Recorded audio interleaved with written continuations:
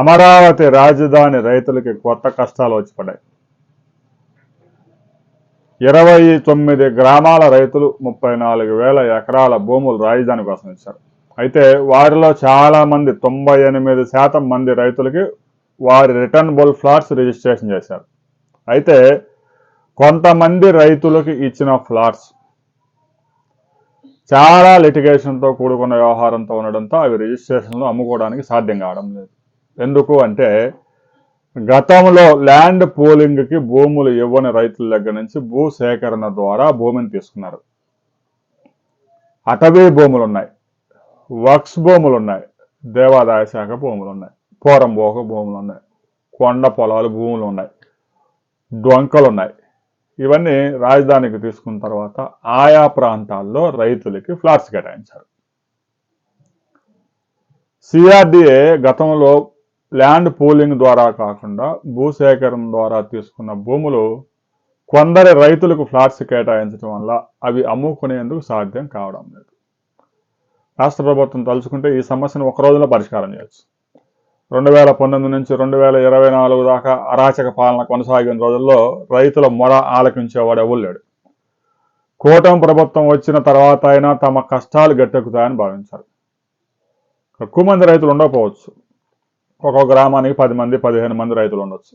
అయినా వారు కూడా వారి భూములన్నీ కోల్పోయి వాళ్ళకి ఇచ్చిన ప్లాట్ అమ్ముకోవతి కావడం లేదు, ఏదన్నా చేయడానికి సాధ్యం కావడం లేదు.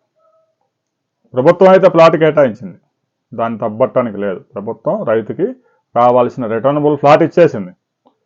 కానీ దానికి సంబంధించిన హక్కులు స్పష్టంగా దఖలుపడకపోవడంతో రైతులు వాటిని అమ్ముకోలేకపోతా ఉన్నారు. పిల్లలు పెళ్లిళ్ళు చేయాలంటే ఇవ్వడానికి సాధ్యం కావడం లేదు.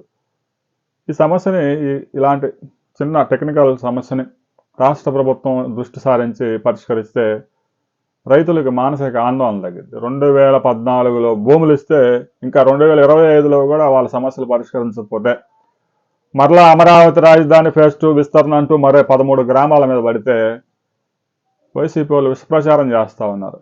ఎవరో ఒక రైతు చెప్తాడు, ఆ రైతుది రికార్డు చేస్తారు. 11 సంవత్సరాల కిందట నేను భూమి ఇచ్చాను, నాకు ఇంతవరకు ఫ్లాట్ అయితే ఇచ్చారు కానీ దాన్ని అమ్ముకోవడానికి అవ్వడం లేదు, లోన్ తీసుకోవాలంటే అవ్వడం లేదు, ఎవరికైనా బిడ్డ పెళ్లికి ఇవ్వాలంటే అవ్వడం లేదని రకరకాలుగా చెప్పించి దాన్ని విషప్రచారం చేస్తూ ఉంటారు. అందువల్ల రాష్ట్ర ప్రభుత్వం ఇలాంటి సమస్యలకి కొద్దిమందే ఉన్నా పరిష్కరించాల్సిన బాధ్యత అధికారుల మీద ఉంది. ఇంకా వైసీపీ అధికార ప్రతినిధులుగా కొనసాగుతున్న అధికారుల్ని ప్రమోషన్ ఇచ్చా ఢిల్లీ కన్నా పంపించండి. ఇలాంటి దాని మీద కనుక సిఆర్డిఏ ప్రత్యేకంగా డెస్క్ ఏర్పాటు చేసి పరిష్కారం చేయకపోతే బ్యాడ్ నేమ్ వచ్చే అవకాశం ఉంది. రైతులు ప్రతి రైతు సమస్యను ప్రత్యేకంగా విని పరిష్కరించాల్సిన బాధ్యత సిఆర్డిఏ అధికారుల మీద ఉంది, మంత్రి నారాయణ మీద కూడా ఉంది. రాబోయే రోజుల్లో అయినా ఈ రైతుల సమస్యను పరిష్కరించండి. 29 గ్రామాల్లో ఒక్క రైతుకు కూడా సమస్య లేకుండా పరిష్కరిస్తే ఫేజ్ 2లోకి వెళ్ళినప్పుడు మీరు ల్యాండ్ పూలింగ్ చేయడానికి ఉపయోగపడుతుంది. ముందుగా ఇచ్చిన వారికి న్యాయం చేయకపోతే తర్వాత మరలా భూములు తీసుకుంటా ఉంటే, గతంలో ఇచ్చిన వారు అన్యాయం అయిపోయారు, మరలా కొత్తగా భూములు తీసుకుంటా ఉన్నారు, వాళ్ళ గతిలాగా మా గతి కూడా పడుతుందని ఆందోళన వ్యక్తం చేస్తూ ఉన్నారు. మీరు పోయి వేరే ప్రభుత్వం వస్తే మా పరిస్థితి ఏందని ఆందోళన చెందుతూ ఉన్నారు. వాటన్నింటికి సమాధానం చెప్పకుండా మొండిగా ముందుకెళ్తే రాబోయే రోజుల్లో ఇబ్బందులు తప్పు. అమరావతి రైతుల సమస్యలు ఇప్పటికైనా పరిష్కరించండి, లేదు అంటే ఇబ్బంది పడాల్సి ఉంటుంది. నెక్స్ట్ ఫేజ్ 2లో ల్యాండ్ పూలింగ్లో ఈ ఇబ్బందులన్నీ అక్కడ రిఫ్లెక్ట్ అయ్యే అవకాశం కూడా స్పష్టంగా కనిపిస్తూ ఉంది.